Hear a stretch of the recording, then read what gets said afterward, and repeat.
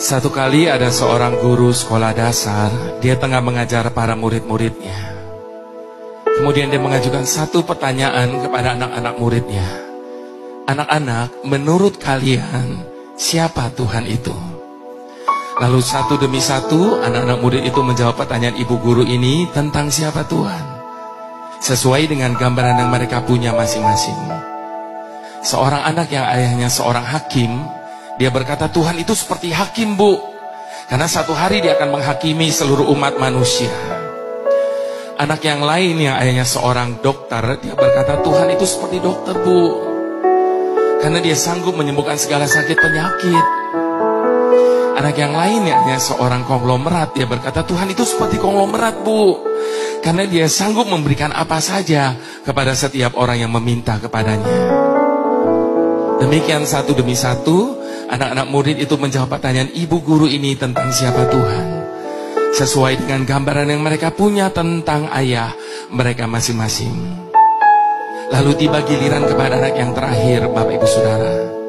Namun sayangnya anak ini tidak hidup seberuntung teman-teman yang lain, karena dia hidup dalam keadaan yang sangat amat sederhana. Dia bahkan tidak berani menjawab pertanyaan ibu gurunya. Dia cuma bisa tundukkan kepalanya. Lalu ibu gurunya tanya lagi, nak, tolong dijawab. Menurut kamu siapa Tuhan itu?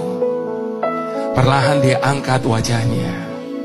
Dengan suara bergetar dia berkata, Tuhan itu seperti pemulung, Bu.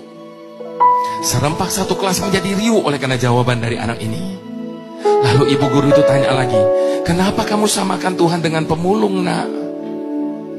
Sambil menitikan air mata, anak itu berkata, pemulung memungut sesuatu yang tidak berguna, membersihkannya, dan menjadikannya sesuatu yang berguna.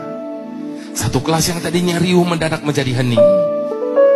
Lalu sambil menangis, anak itu berkata, demikian dengan hidup saya, Bu.